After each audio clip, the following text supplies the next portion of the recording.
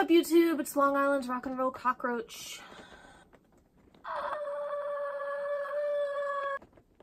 Today we are talking about a very important band, My Chemical Romance. They were excellent. A long time ago, when I was about 11, I remember really liking them. I liked them not just for their music, but their aesthetic and their visual expression through their music, which I thought was really fascinating. They incorporated a lot of religious imagery, and being raised a Catholic, I found that really kind of bizarre and a little sacrilege, but that's okay. Some time passes and I end up really liking this band. I'll never forget, I have so many memories of being in middle school and high school, feeling like I couldn't talk about My Chemical Romance for whatever reason. I wondered why. Did it have something to do with the fact that they were poppy, they had an ear for pop melody, but they were also still very dark and angsty and edgy, all those buzzwords that people like to throw around surrounding the band? Or did it have to do with the fact that so much of their fan base was made up of women, kids who were LGBTQ, dealt with a lot of mental illness? I think it's really funny how male rock critics suddenly don't like something the moment that girls and women gravitate towards it, as if it's not worthy of praise, not worthy of the kind of value seen in it. And this is true with all kinds of bands across all sorts of genres. I mean, you could talk about One Direction, you could talk about Justin Bieber, you could talk about Drake, even bands like Green Day, because unfortunately they happen to be moderately attractive, generally good-looking guys who wrote great songs that happen to have somewhat of a pop tinge to it. I was endlessly made fun of for liking My Chemical Romance. And maybe that has to do with the punk ethos, and maybe that has to do with the fact that they were so loud and they were so almost obnoxious, like an obnoxious form of angst. Being loud and being vocal about intimate things and personal thoughts and things that aren't pretty were seen as being very dramatic.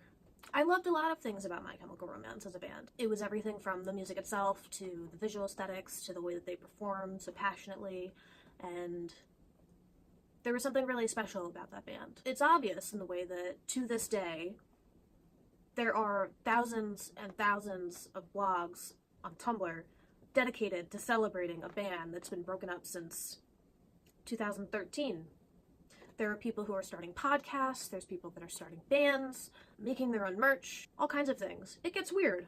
Don't get me wrong. There's some weird shit out there, but every fan base has some weird shit.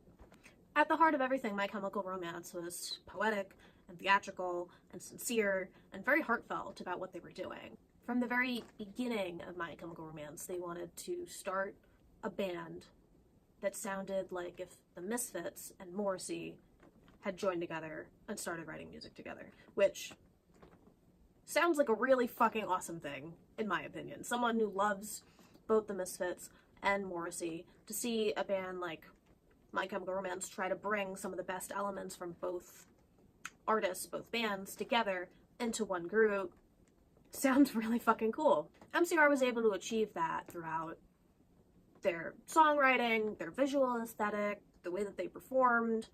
There are all kinds of little references to both the Misfits and to Morrissey throughout a lot of their songs. Frank loved Black Flag and Descendants.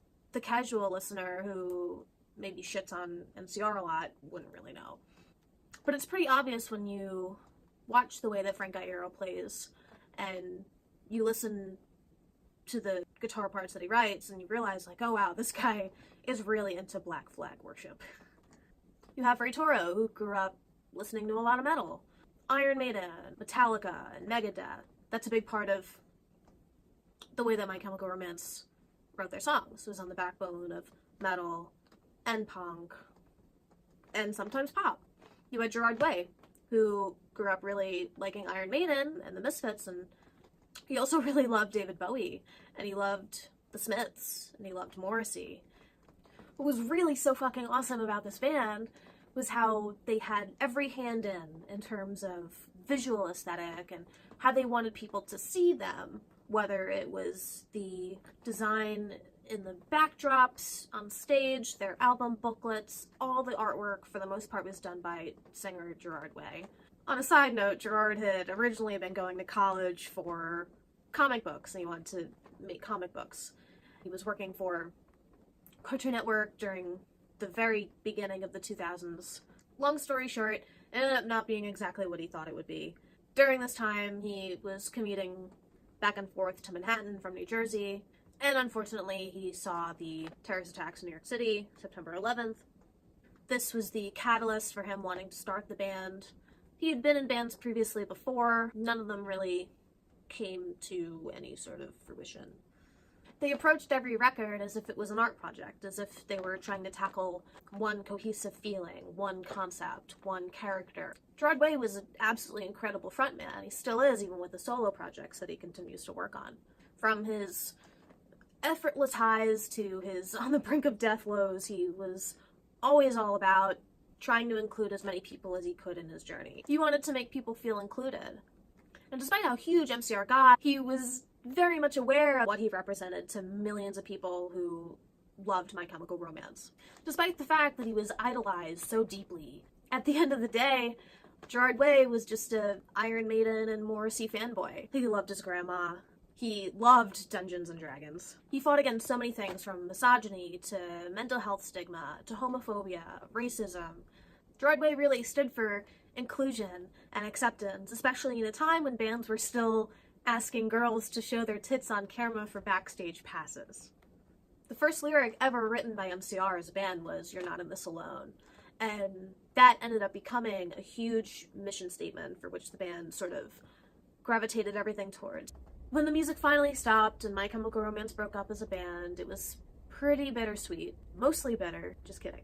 One could obviously argue that there were a ton of other quote-unquote emo pop bands or mall emo bands that were doing very similar things to what My Chemical Romance was doing, writing intimate songs about intimate things. But admittedly, on a broad, grand, overall scale, no other band was able to do it like My Chemical Romance. They filled arena after arena. They moved over 5 million albums throughout their insane career. They were an enormous band playing very loud songs about very personal ideas. And they continued without fail to include every walk of life throughout their journey.